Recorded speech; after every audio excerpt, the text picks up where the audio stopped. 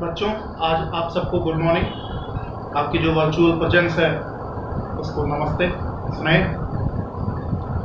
इसके पहले वाली क्लास तक हम लोग ने अपवर्तन में समतल पृष्ठों से अपवर्तन इस कड़ी को पढ़ रहे थे, और समतल पृष्ठ से अपवर्तन में आपका इंटरफेसिंग सरफेस होता था और दोनों तल एक प्रकार से समतल होते थे। जैसे आपने गिलास में भरा हुआ पानी ले लिया तो वो आप जानते हैं जल का तल बिल्कुल समतल होता है।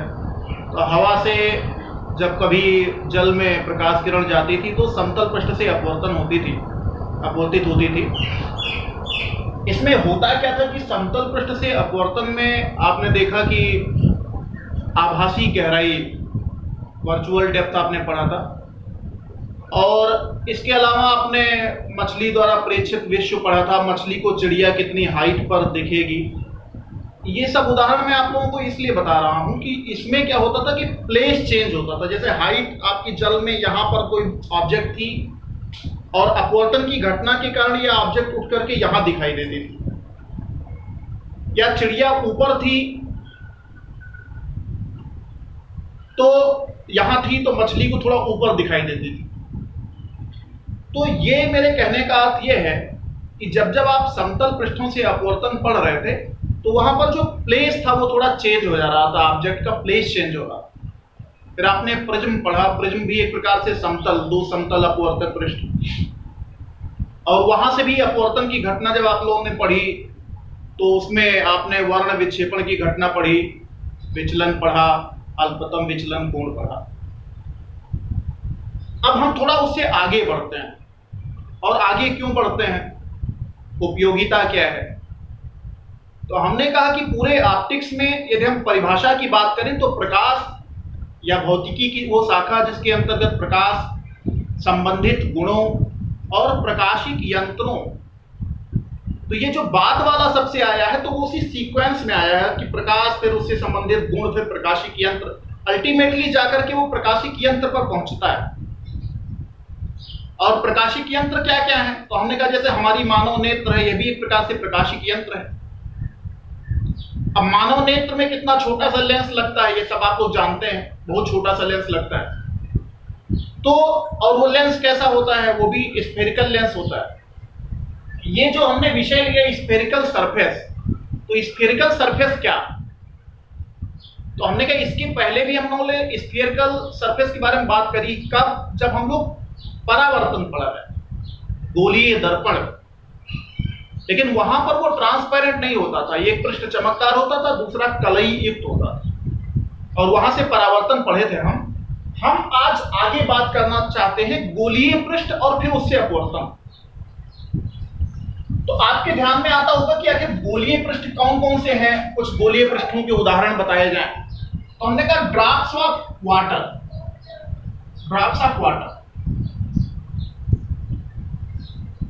ये बहुत अच्छा उदाहरण है गोलीय पृष्ठ का। बिल्कुल गोल होती है छोटी सी बूंद।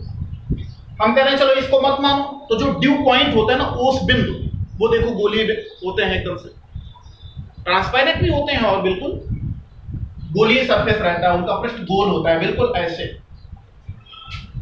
स्फेयर। तो ये जो स्फेरिकल सरफेस है, इस पर हम लोगों को थोड़ी स्टडी करनी है।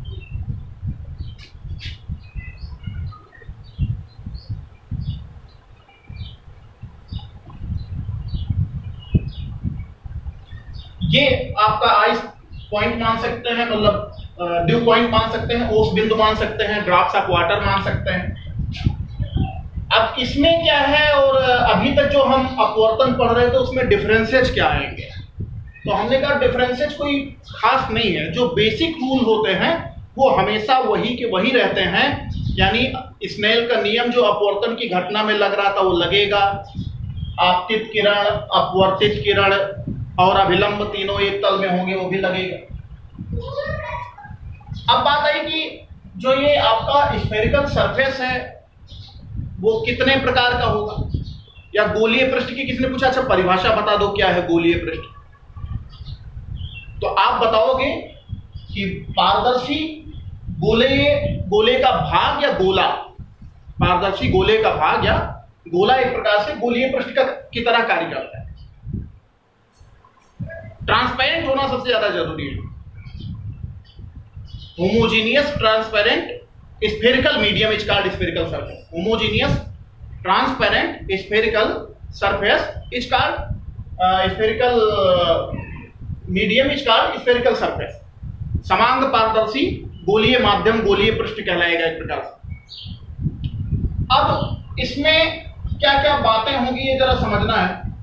तो हमने कहा गोलीय दर्पण में जो जो घटनाएं घटित हुई थी वो सब यहां भी है। ये आपका वक्रता केंद्र हो जाएगा। यदि ये गोलीय पृष्ठ है तो इसमें भी क्या हो जाएगा,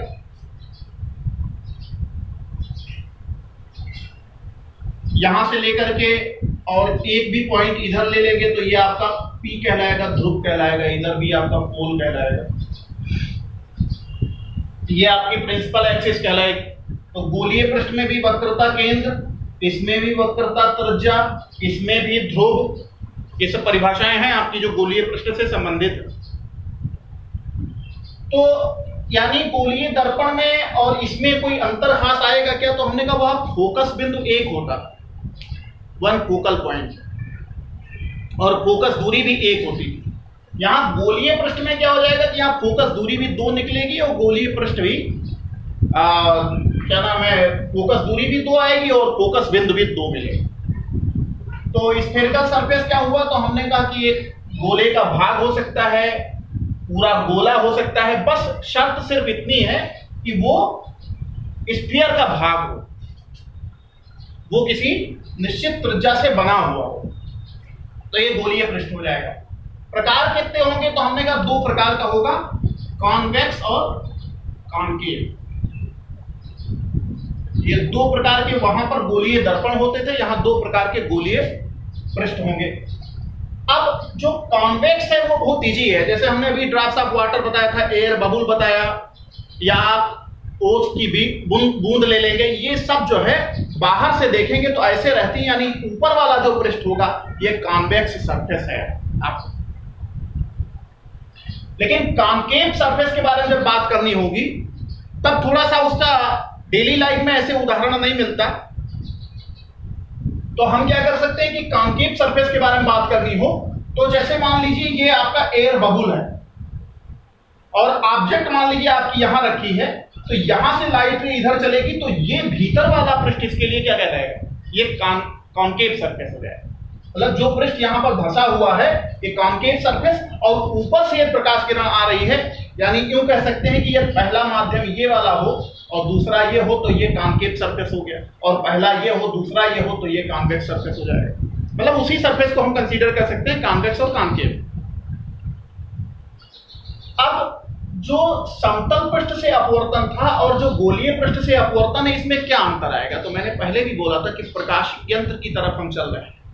हमको केवल ऑब्जेक्ट का प्लेस चेंज हो जाए कि ये यहां था यहां हो जाए, इससे मतलब नहीं है। हम चाहते थे कि ऑब्जेक्ट छोटा कर सके, हम ऑब्जेक्ट हम बड़ा कर सके, हम इसको मैग्नीफाई कर सके।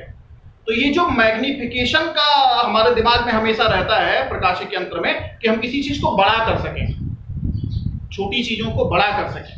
तो ये जो बड़ा करने का विषय है उसके लिए हम लोग गोलीय पृष्ठ पढ़ते हैं, और अभी गोलीय पृष्ठ जब हम फिर आगे पढ़ लेंगे तो इसके बाद हम लेंसेज पर पहुंच जाएंगे। और आप सब जानते हैं कि लेंसेज कितना उपयोगी है प्रकाशिक यंत्र के लिए। तो हम लोग स्फेरिकल सरफेस में दो प्रकार के स्फेरिकल सरफेस पढ़े, कॉन्वेक्स और कॉन्केव। कुछ उदाहरण पढ़े, द्रव बूंद, ओस की बूंद, वायु का बुलबुला, एयर बबुल।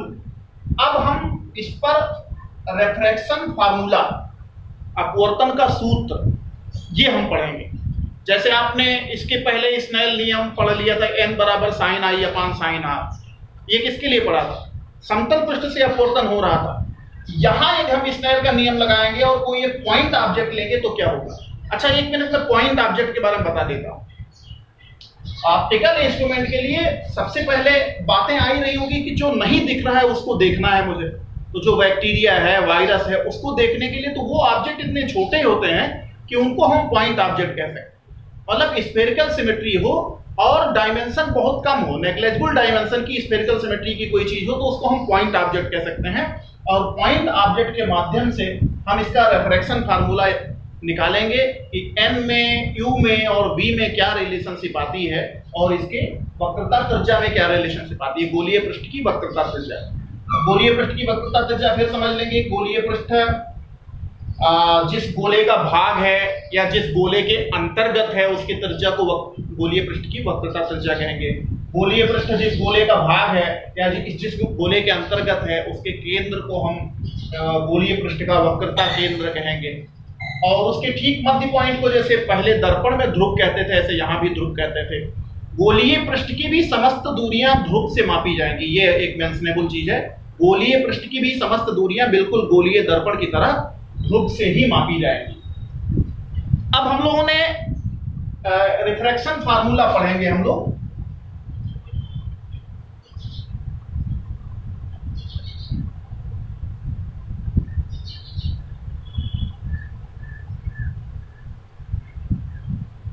रिफ्रैक्शन फार्मूला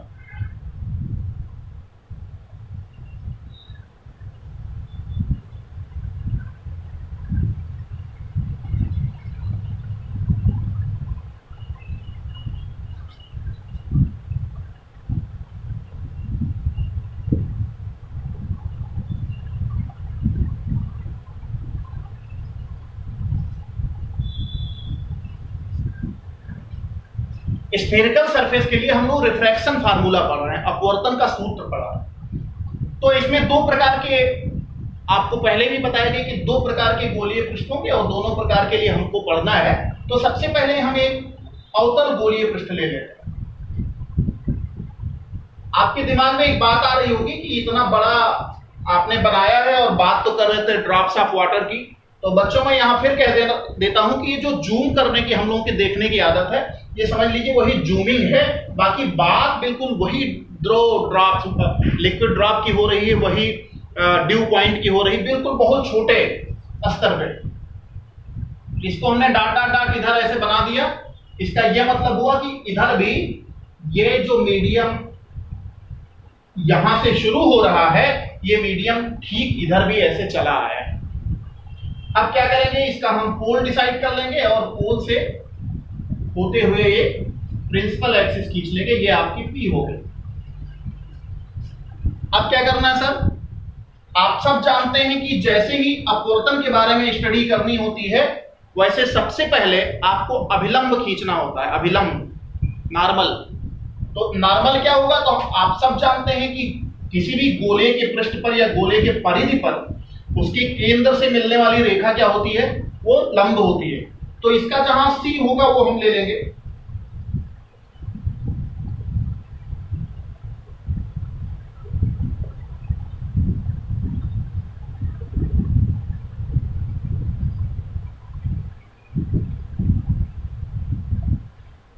ये इस गोलीय पृष्ठ को नाम दे देते हैं एस डैश नाम दे देते हैं।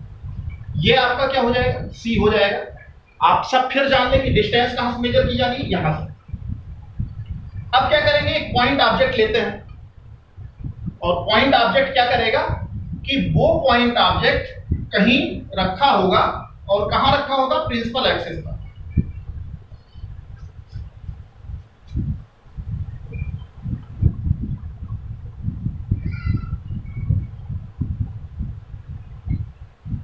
तो प्रिंसिपल एक्सिस पर कोई पॉइंट ऑब्जेक्ट लेते हैं, वहां से एक प्रकाश किरण चलेगी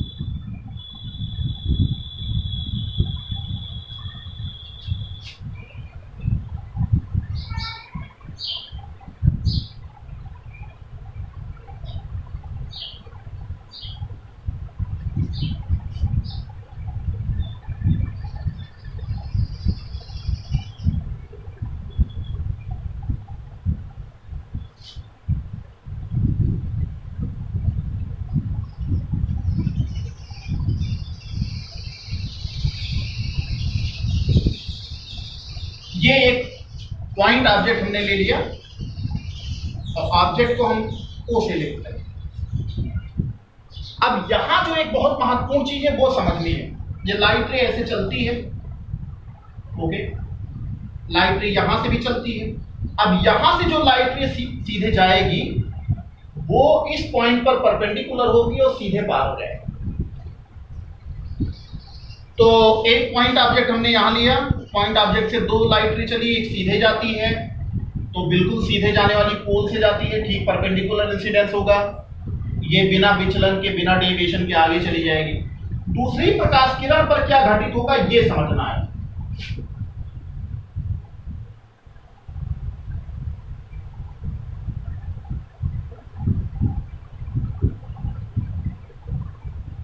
अब आप देखेंगे कि यदि ये प्रकाश किरण सीधे चली जाती तो कैसे चली जाती, ऐसे ऐसे।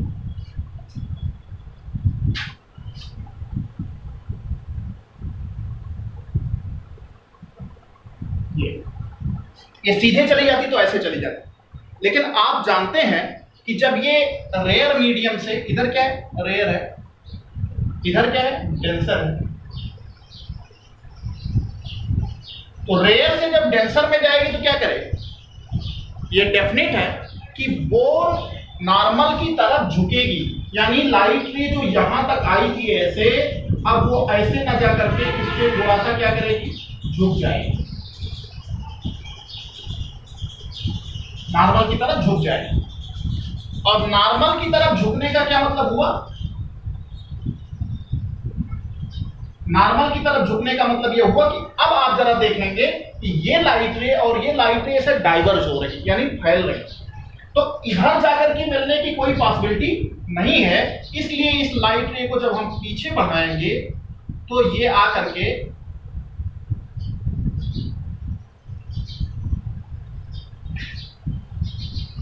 ये पीछे बढ़ाएंगे तो ये आकर के कहीं मिलेगी, और जो जहां मिल जाती है उस पॉइंट को हम इमेज लिख देते हैं, यानी कैपिटल आई।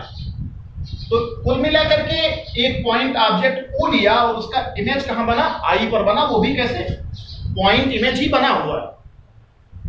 अब समझना यह है कि ये इमेज कैसा बना, तो हमने कहा ये इमेज आपका वर्चुअल बना, रियल तब बनता जो रियल इंटरसेक्शन ऑफ लाइट रे होता। अच्छा, इस लाइट रे को हम अब मिटा देते हैं, क्योंकि हमने ये कहा था कि ये जो सबसे पहले रे ऑफ इंसिडेंस थी, यानी आपतित किरण थी गोलीय पृष्ठ पर, यदि ये यहाँ डेविएट ना होती तो ऐसे जाती, लेकिन ऐसे नहीं जाएगी, इसको डेविएट होना पड़ेगा नॉर्मल की तरफ। इसलिए यहां से देखो ये विचलन मैंने दिखाया है, इसको मिटा दें।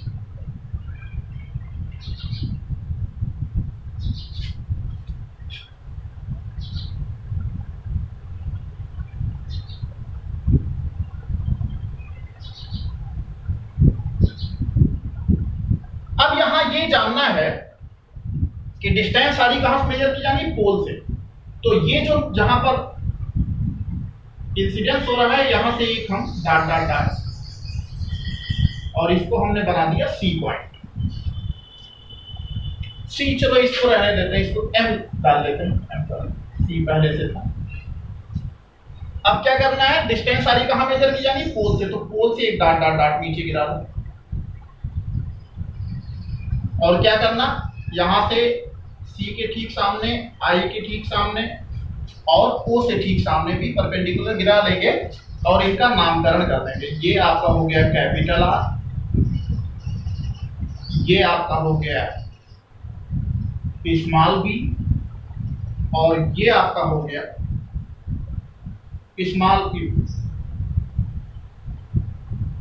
ये चित्र को भी, रे डायग्राम को थोड़ा अच्छा बनाना है, ये ध्यान करें। अब जो उसके बाद होना है वो ज्यादा टफ नहीं है, उसमें क्या करना है, ये देखो नॉर्मल आपका है, नॉर्मल से ये एंगल बनता है, ये एंगल बनता है, इसको हम लिख देंगे आई। फिर नॉर्मल से जो दूसरा एंगल इधर बनता है इसको आर लिख देंगे। अब यहां थोड़ा ये समझना है कि आर, इधर आर कौन सा फिर बनेगा, तो ये आर होगा। तो देखो आप ये वाली प्रकाश किरण को थोड़ा पीछे करेंगे और इस वाले को इधर करेंगे, तो बीच में जो ये एंगल बन जा रहा है ये वाला, ये भी आर कहलाएगा, यानी वो आई हो गया, और वर्टिकली अपोजिट के नाते इधर वाला एंगल भी आई कहलाएगा, आर कहलाएगा। इस कोण को हम थोड़ी देर के लिए अल्फा मान लेते हैं, इसको बीटा मान लेते हैं, इसको गामा।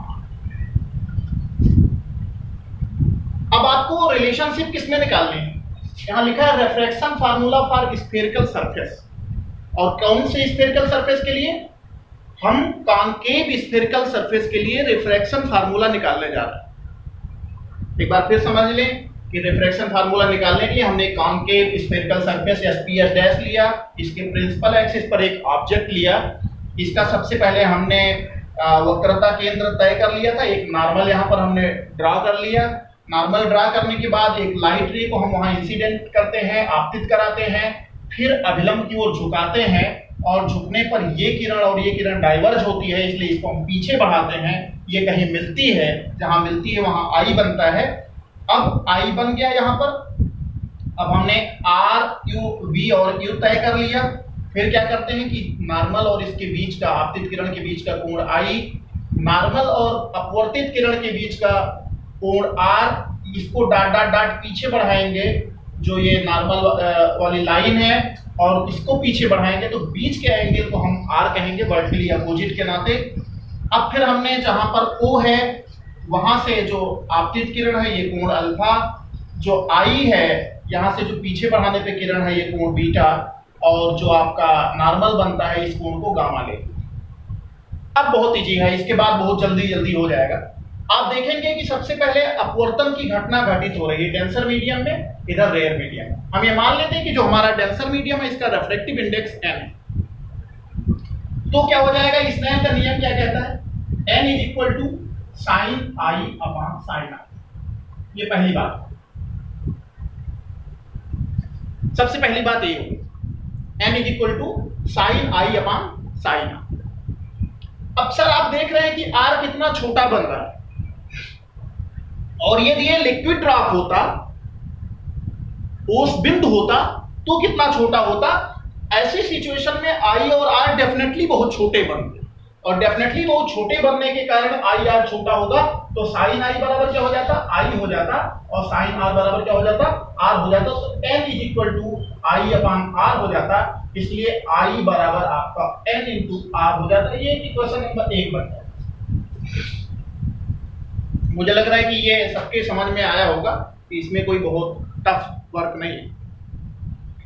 अब तुम्हें रिलेशनशिप जो निकालनी है वो यू वी आर और एन में निकालनी है, यू वी आर और एन में। इट मीन्स ये आई और जो आर लिखा हुआ है ये अपने लिए किसी काम का नहीं है। तो अपने लिए किसी काम का नहीं है तो आई और आर को कहीं से एलिमिनेट करिए, इसको खत्म करिए। तो खत्म करने का जो तरीका है वो जरा देखेंगे। एक एंगल है, एक ट्राई एंगल है ओ सी और एन। तो ओ सी और एन जो ट्राई एंगल है उसमें देखेंगे कि अल्फा और आई ये दोनों जोड़ दो तो ये गामा के इज इक्वल टू हो जाएगा। इट मींस आई बराबर हो जाएगा गामा माइनस अल्फा। एक बार फिर देखेंगे ओ सी एन ये ट्राइएंगल है, इसमें अल्फा और आई जोड़ देंगे तो गामा के बराबर होगा। क्यों? चूंकि बहिष्कोण है और इसलिए इसको हमने लिख दिया। फिर क्या हो जाएगा, एक दूसरा ट्राइएंगल देखेंगे, इसमें क्या हो जाएगा आई सी और एन में आर और बीटा जोड़ देंगे तो गामा के बराबर हो जाएगा। R plus beta is equal to gamma. तो आर बराबर क्या हो जाएगा, गामा माइनस बीटा। ये दो चीजें आ रही। अब आर और आई आपको क्या करना था, एलिमिनेट करना था। हो गया अपने आप, gamma minus alpha is equal to N times gamma minus beta. आप चाहे तो थोड़ा सा हल कर लें, gamma minus alpha is equal to N gamma minus N beta. फिर क्या करेंगे, गामा को उधर ले जा सकते हैं तो एन बीटा माइनस अल्फा बराबर N minus one into gamma. ये इक्वेशन नंबर आपका 2 होगा। N beta minus alpha, N beta इधर लाए, अल्फा यह है, एन गामा उधर जाएगा नेगेटिव हो जाएगा तो N gamma minus one gamma हो जाएगा तो N minus one into gamma. ये हो गया। अब फिर एक बात सुने, आपको रिलेशनशिप किसमें लानी है, यू वी आर और एन में। तो तुम्हारे पास आई और आर थे, इनको एलिमिनेट करना था, वो हो गए। अब तुम्हारे पास फिर अल्फा बीटा और गामा नाम के ये नई चीजें आ गई, इनको भी क्या करना, एलिमिनेट करना। तो वो बहुत बहुत इजी है, वो जरा देखेंगे कैसे।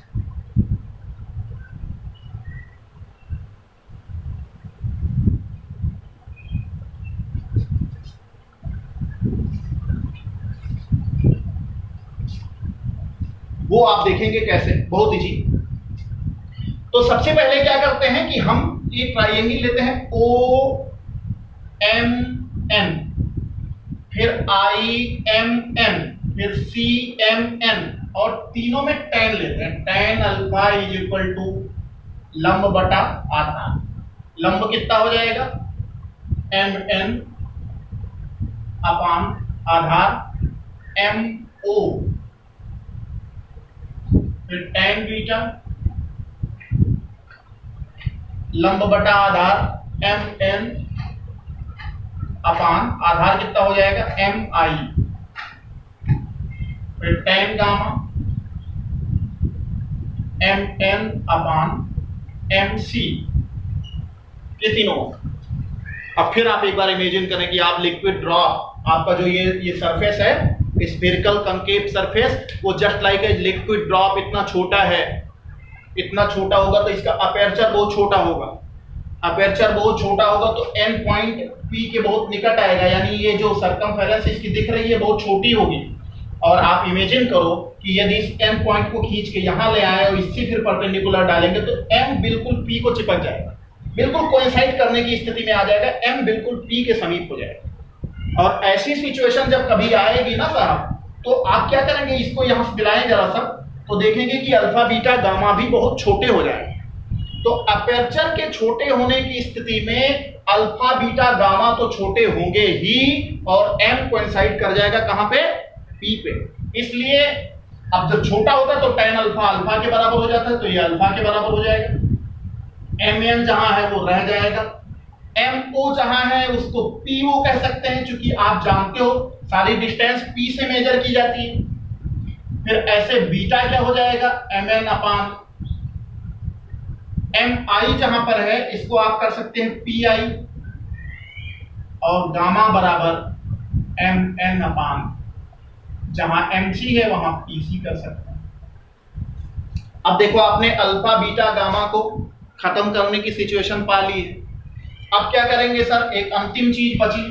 आप देखते हैं पोल से डिस्टेंस मेजर की जा रही है, सारी की सारी डिस्टेंस लेफ्ट हैंड की तरफ है, क्योंकि लाइट रे हमारी इधर जा रही है, तो लाइट रे चलने की विपरीत दिशा में जो मेजर करेंगे हम, सबकी सब नेगेटिव होगी।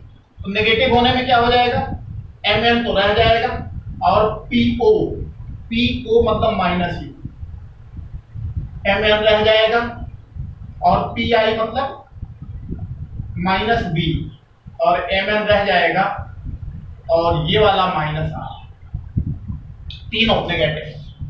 अब क्या करेंगे, समीकरण 2 में रखेंगे और फिर वैल्यू निकल आएगा। रख दे जरा एन बीटा, बीटा के लिए क्या हो जाएगा, M N upon minus B, minus alpha, alpha कितना है, M N upon minus Q,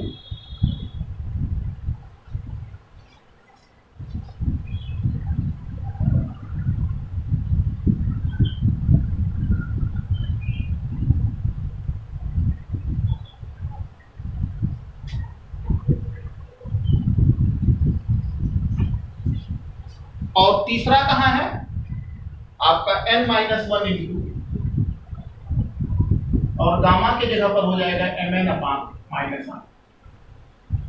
देखो एम एन कैंसिल हो जाएगा, तो ये हो जाएगा n upon minus B plus 1 upon Q is equal to n minus 1 upon minus R. फिर नेगेटिव से मल्टीप्लाई कर देंगे तो आ जाएगा n by B minus 1 by Q is equal to n minus 1 upon capital. ये एक फार्मूला निकल रहा है, कहने में बहुत इजी है, बहुत इजी, आपको निकल करके आया यू बी आर।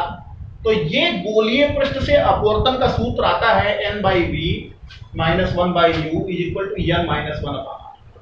अब यहां पर जो न्यूमेरिकल इसके होते हैं वो बहुत इंटरेस्टिंग होता है। दूसरा विषय यह है कि जब कभी भी हम न्यूमेरिकल लगाएंगे तो u v और r के मान वहां पर, मतलब जो भी ज्ञात राशि है उसके मान चिन्ह सहित रखें, जो ज्ञात है, अज्ञात का नहीं, जो ज्ञात राशियां उसकी मान चिन्ह सहित रखें। अब एक चीज यहां पर यह समझना है कि यदि ये पहला मीडियम ऐसा होता, ये दूसरा मीडियम मान लीजिए इसका निरपेक्ष अपवर्तनांक n1 होता, एब्सोल्यूट रिफ्रैक्टिव इंडेक्स n1 होता, इसका n2 होता। तो जहां n लिखा है तो आप सब जानते हैं n के जगह पर क्या हो जाता है 1n2, और 1n2 बराबर हो जाता है n2/n1। तो हम वहां पुट कर देते तो फार्मूले का एक नया स्वरूप भी निकल सकता है। तो एक बार हम पूरे की पूरी चीजों को रिवीजन करके आज की क्लास को फिनिश करेंगे। आज हम लोगों ने गोलीय पृष्ठ पढ़ा। गोलीय पृष्ठ को हमने कहा कि होमोजीनियस ट्रांसपेरेंट स्फेरिकल मीडियम यदि हो तो उसको हम गोलीय पृष्ठ कहेंगे, स्फेरिकल सरफेस कहेंगे। स्फेरिकल सरफेस की अपनी सेंटर ऑफ कर्वेचर होता, रेडियस ऑफ कर्वेचर होता, उसकी पोल होती, पोल से सारी डिस्टेंस मेजर की जाती, उसकी प्रिंसिपल एक्सिस होती। ये दो प्रकार के होते, कॉनकेव और कॉन्वेक्स। जनरली हमने कॉन्वेक्स को उदाहरण दिए थे, आइस ड्रॉप जैसी, लिक्विड ड्रॉप जैसी चीजों को, जो ओस बिंदु हैं वो हमने बताया था। तो ऐसे भी कांच का कोई ट्रांसपेरेंट गोला ले सकते हैं, गोली ले सकते हैं, ये सब चीजें आपका कॉन्वेक्स सरफेस बहुत ईजी है। लेकिन अगर उसके भीतर ऑब्जेक्ट रखा है तो वही कॉनकेव सरफेस हो जाएगा। फिर कॉन्वेक्स और कॉनकेव सरफेस से हम सब लोग रेफ्रैक्शन फार्मूला यानी अपवर्तन के सूत्र निकालते हैं। और क्यों निकालते हैं मैंने पहले भी आपको बताया कि हम सब लोग प्रकाशिकी यंत्रों की तरफ चल रहे हैं धीरे धीरे, और हम ये पता करेंगे कि हम केवल प्लेस चेंज नहीं करेंगे बल्कि किसी ऑब्जेक्ट का इमेज बड़ा कर सकते हैं, छोटा कर सकते हैं। ये प्रॉपर्टी हमें सीखनी है, वो लानी है। उसके लिए हमने इसके प्रिंसिपल एक्सिस पर एक पॉइंट ऑब्जेक्ट लिया। मैंने फिर बोला था कि वो बैक्टीरिया वायरस वहां से बात शुरू करते हैं, और एक पॉइंट ऑब्जेक्ट लेने के बाद इसकी प्रिंसिपल एक्सिस पर लिया था। दो लाइट रे चलती है बिल्कुल सीधे, एक इधर से, यहाँ से जाने के बाद सघन माध्यम में या डेंसर मीडियम में जाने पर अभिलंब की ओर झुकेगी, पीछे बढ़ाने पर इमेज बनेगी। हमने यहाँ पर इसे परपेंडिकुलर गिरा लिया था, पी से सारी डिस्टेंस मेजर की जाती है। ये सब मैंने लिखा, इसको अल्फा बीटा गामा किया। मैंने बाद में बताया था कि सबसे पहला काम जो था वो पहले वाली चीज की रेफ्रैक्शन फार्मूला, स्नेल का नियम लगाएंगे।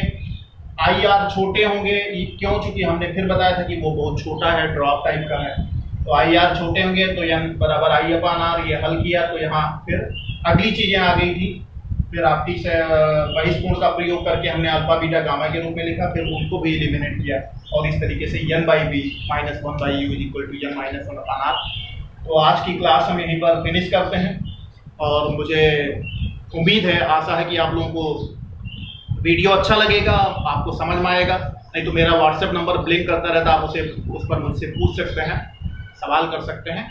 और वीडियो आपको अच्छा लगे तो आप अपने मित्रों को शेयर करें, उसको लाइक करें, और ज़्यादा से ज़्यादा लोगों को लाभ मिलेगा पढ़ने में, तो अच्छी बात। इसी के साथ बहुत बहुत थैंक यू, बहुत बहुत धन्यवाद। आज की वीडियो में फिनिश।